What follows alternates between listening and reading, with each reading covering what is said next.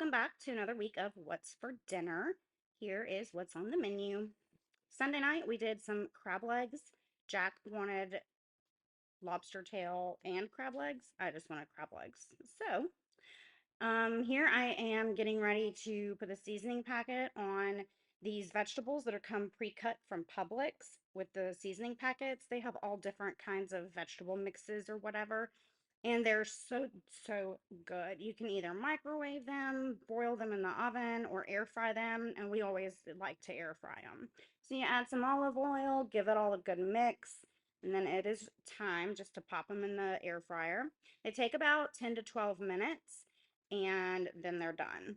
Here's Jack cutting the lobster, getting ready to get it seasoned. I also, by the way, like to just put the Zatarain's packet of all the seasonings into the boiling water. That's how I like to just season up the crab. He's going to be using some Old Bay garlic and herb and some lemon pepper, and just lightly applying that on both of those. I think he only has one lobster tail. And that's right, because I didn't want any. I just wasn't in the mood for it. Just rinse off the crab legs, give them a good wash, and that way all the grossness from the seafood counter is off of them. And then here's the boiling water. It is time to drop them in. The bag busted, so it was a mess. Here I'm just popping those veggies and that extra seasoning and olive oil into the air fryer. You add a little bit of butter and some garlic into the pan and give it a good stir, and then in go the lobster tails that have already been seasoned. Lay them down and let them cook all the way through. I'll speed this process up. You just want to make sure that they're totally cooked. Likes to give them a good flip. Wait till they're bright red. Add some lemon to that. Check the internal temp. And then he uses a spoon to remove any of that lobster meat. And that way he can chop it up, get it cut into pieces, and it's super easy to get it out once it's cooked. And it's not too hard to prep them either. He's done it quite a few different ways, and this seems to be the easiest way for us. So there's those yummy, tasty veggies. And here I'm removing his one little claw of crab legs. Um, and then my two, of course. And in the back, I have just some butter melting with some Old Bay and lemon pepper. Aha, stolen from Joe's Crab Shack. We did. We did indeed once when we were in Florida one year. So that is our dinner. There's my plate. Jack chopped up all of his crab meat with the lobster, and that is his. The next night, we did zucchini boats with ground turkey. I like to do them with ranch powder and then some buffalo sauce. So good. So here I'm just going to chop up in rough pieces, and that way it's not too big or small. They're perfect size. Get all that diced up into the pan with some avocado oil. Of course, y'all know me by now. I always use avocado oil. And then once I have the onion in there and it's cooking away, I like to cut off each end of the zucchini and then down the middle. And you'll see that here in just a second. And then once I have them sliced down the middle, I take, well, here I am putting the ground turkey in the pan, getting it all seasoned up. Of course, the Mr. Make It Happen all purpose, my favorite. A little more garlic powder, and I believe I add a little more onion powder too. Oh, there's the garlic powder and then the onion. Yes, both. And then I scoop out with a spoon, just a regular teaspoon, scoop out the insides into a bowl, and I do that with every one of them. So once I have them all pretty well scooped out, then that mixture, I will set it aside until the ground turkey is fully cooked. Once it's fully cooked, then I add it in to the mixture. And if the pieces are a little bit too big, you can always use the chopper, which you'll see me do here in a minute. I add some salt, some pepper, and that way, well, I only added pepper because the salt will make it kind of mushy since salt brings out the moisture in things. Here I'm using probably a tablespoon or so, roughly, of the ranch powder. And then I will go in with the Frank's Buffalo hot sauce. Well, I guess I add a little bit more. Come on, we're Southern, or at least I am. You measure with your heart around here. And then I just like to pour in about a tablespoon to 2 tablespoons of the Frank's Red Hot sauce. And here I am just filling up each of the zucchini boats. Once they are all full, I don't like to leave any mixture left behind because it is so good. And then once I have them all stuffed, you'll see me add in some mozzarella. You can use whatever kind of cheese you like. I like mozzarella. It gives it a really good cheese pull at the end, and it gets really crispy and brown. So you will bake this on 350 for 20 to 30 minutes, just until everything's pretty much cooked. Minus of course, the zucchini. I like to add a half a cup of water to the bottom of the pan just so it helps to steam them. But once it's all covered in cheese, it goes in the oven, like I said, 20 to 30 minutes at 350. Here, I'm just slicing up some tomatoes. I just decided to do fresh sliced tomatoes as this side because can't hurt. There it is, all finished. Oh, it looks so yummy. There's our plates. We always like to add a little of the ranch dressing on top too. Here we did some easy peasy Greek chicken bowls. I have since got to experience brown rice and I love it. It's so much healthier. Here's how I make mine. I use a little bit of chicken bouillon powder, and then I use a dash of olive oil. Mix all of that up. I cook mine in the microwave. It's just way easier that way. I don't have to watch it. I don't have to worry about it, overcooking. Here, I'm just thinly slicing some chicken breast or slicing them in half. And then we're going to brush them with some olive oil. And then I bought this Greek seasoning, I believe on Amazon a while back. And it's just a lot easier for me, especially being a busy mom and wife. That way, they're all seasoned up, they're perfectly fine, and they come out absolutely delicious. Add some avocado oil to the pan. Get the chicken laid in, and then I let this cook probably 4 to 5 minutes per side. Since I sliced them in half, they're going to cook a lot quicker and be a lot more juicy. And then here, I'm just going to slice up some small mini cucumbers into, bite-sized pieces. And I think I used about 5 for this recipe. It just depends on, how many it would take to feed your family. But I like a lot of cucumber, and so does our daughter. So I tend to overdo the cucumber. And then I will just go in and I won't do as many tomatoes. Like the ratio of cucumbers is going to be a lot higher than the tomatoes and onion that I put in. So I get all that stuff chopped up, put it in a bowl, and then there's my chicken looking nice and crispy. And then here I am just cutting up the tomatoes. I cut them into 4s. And again, if you've watched any of my videos, I know I don't have that many yet, but you know that I can't stand the insides of tomatoes. So they're okay if I'm having sliced tomatoes or if I'm making fried green tomatoes, obviously, but I can't stand the insides of tomatoes.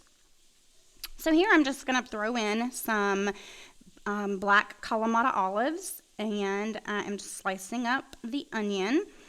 The red onion is very, very strong. For some reason this night it was just really powerful. And there's the chicken. And now I'm about to make the dressing for the salad. Super easy. Some white wine vinegar. And then some olive oil, extra virgin olive oil.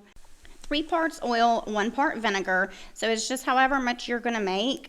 We like a lot of dressing, sauces, all that kind of stuff in our house. I'll get that put in along with the oregano and the dill weed. I like a lot of dill as well. So then throw in a little bit of garlic powder. Give all of this a really good mix. I do add a little bit of salt at this time as well and some black pepper. And then that's pretty much it. I just give all this a good mix, and I lay the chicken on a bed of rice, and then I also have this salad kind of sprinkled around it. We add some feta cheese, and it is absolutely scrumptious. Give it a try, see if you like it, and let me know. The next night I did salmon. It's a recipe that I found here on YouTube by That Guy Can Cook. I will leave his short down below, but it really has changed my salmon making game, if you will. I like to serve it with mashed potatoes and some green beans. I know it totally cuts out the healthy factor of this meal, but I do enjoy salmon again. So my husband started eating it, you know, trying to be a little more health conscious about the amount of omega-3s he's getting in. And he has wanted salmon every night for the past couple years. And I used to love salmon, but I got really tired of eating it. And even I'm still cooking it, so it's like I never really got a break from it. So when I found this recipe, I was so eager to try it, and now this is the only way I can stomach salmon. Here I got some potatoes chopped up, put them in the pot and put some cold water in them. My beans, they're already back here on this left burner. They are cooking. I like to add some low sodium, better than bouillon chicken paste to my potatoes. Here I am just chopping up the dill. I used fresh dill for this recipe. I am chopping it up, getting it nice and small, and I'm gonna mix a little bit of kosher coarse salt with it, coarse sea salt, whichever. Once I have that done, then I will take the salmon fillets. I use the Atlantic salmon. I get it from Aldi. It's actually pretty reasonable. And I just push this flesh side down to get all of the salt and dill all over the salmon. I use evaporated milk when I make my mashed potatoes. It's just something I've done for as long as I can remember. And I also use my hand mixer and a lot of butter. It makes them really creamy. And I add some salt and pepper to it, and that's my mashed potatoes. It's super, super easy. I just blend them until there's no more lumps. I don't like lumps in my potatoes. What about y'all? I guess some are okay, but for the most part, no. I'm not a fan of lumps in my potatoes. So now I'm gonna put the salmon skin side down so that it gets really, really crispy. I have my pan on medium. This pan tends to heat up pretty quickly, especially now that I've got the avocado oil in there. It's gonna cook up, I would say 4 minutes per side. And I am telling you, this night, this salmon just wanted to give me the hardest time. I don't know why, but it took forever to cook. And then it just didn't get as crispy as I wanted it to. It's tasted absolutely delicious, but it was just giving me a run for my money this night. So once it's fully cooked, you're gonna add some butter, and you're just gonna baste this over and over and over for a good minute or two so that butter is fully infused into the salmon. It makes it just, I'm telling y'all, this recipe is really not healthy just because you're eating salmon, but it is really, really good. You'll have to give it a try. So for the sauce, I added some clarified butter, then the garlic, and then some chicken broth, let it reduce, add some white wine, let it reduce, add in some Dijon mustard, and that's it. That's the sauce. For some reason, I don't know if I hit record or not, but that part of the video is gone. So again, I will link the recipe down below, the video from That Guy Can Cook, and then you'll be able to follow along. But this was delicious. The next night, we did white chicken enchiladas. They're so tasty and so easy. I use the rotisserie style chicken from Aldi. It makes life so easy. It tastes delicious. Like, you can't go wrong with it. And it's less mess than getting a rotisserie chicken. And I think, honestly, you get more meat when you buy it this way. So I got it all chopped up, and now I'm putting it in the bowl. I did not have Monterey Jack cheese on hand. I thought that I did, but I did not. And I also didn't let my cream cheese sit out long enough. I could have probably just popped it in the microwave for 15 seconds, and that would have been fine too. I'm sure we've all been there where dinner is just a challenge for some reason. But that's definitely what this was for me. So now I'm just gonna add in a little bit of garlic powder, get everything well incorporated as well as I could, add in some cheese. This is supposed to be Monterey Jack. Again, I thought I had some at home and I did not have any. So I had to use just cheddar cheese instead. So over to the pan here, I just have some butter melting. It's 3 tablespoons of butter to 3 tablespoons of flour. You want to cook this about 3 minutes or so, maybe even up to 5, just long enough for the raw flour to cook out until it is very nice and thick as well. So, and then I'm adding in part of a taco seasoning pack. I normally have my own taco seasoning that I just kind of come up with together, different seasonings, but I did not that night. Didn't feel like doing it. So then I add in chicken broth. I use the better bouillon chicken, and then the cheese. And here I'm just adding in a can with the juices of those green chilies. I don't think they're hot. They're like mild. We barely even tasted them. Then you add in sour cream. Keep stirring, stirring, stirring until it's fully incorporated. And then here I am just putting some of the mixture in the tortilla and rolling them up. I have a 9x13 casserole here. Mine is like a 2-inch deep, but I just continued to stuff the tortillas until I had the sheet pan completely full. And then you pour the sauce over and you sprinkle some more cheese on, and then this goes in the oven at 375 for about 15 minutes. I like to turn the broil on at the very end so that the cheese gets really nice and crispy. And then we have ours here. I think this is mine maybe. I have salsa, guacamole, and some sour cream. And I want to tell you all, thank you so much for being patient with me. I was under the weather. I've only had 3 videos up, and I now have enough videos for about 8 weeks. So I will be working. I have them edited. I just need to do the voiceovers for them now that I have my voice back, obviously. So again, I just thank y'all so much, and I really hope that you're enjoying these videos. I plan to upload on Fridays. I do want to go ahead and get this one out today. It is Sunday. So I want to go ahead and get this one out. That way you have something, but then the regular upload schedule will be on Fridays, probably around 4 o'clock or so.